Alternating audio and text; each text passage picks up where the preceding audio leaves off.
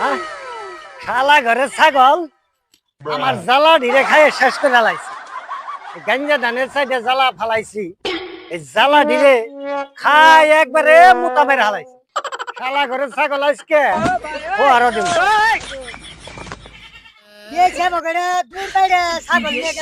ছাগল কি তোমার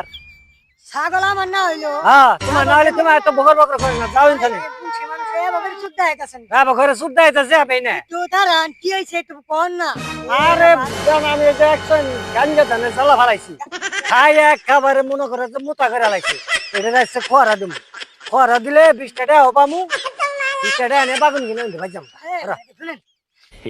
পাঁচ ওয়াক্ত নামাজ পড়েন ইমাম আমলের কাম করেন হ্যাঁ এইভাবে কান্না কার কোন মিলে হয় না তুমি আমারে গান দিবে রাইও না তুমি আমারে গান দিবে রাইও না আমার জ্বালাটা খাইছো জ্বালাটা তুমি দিবে যাও ইন্দর যাও না না না এই বেটা যা বেটা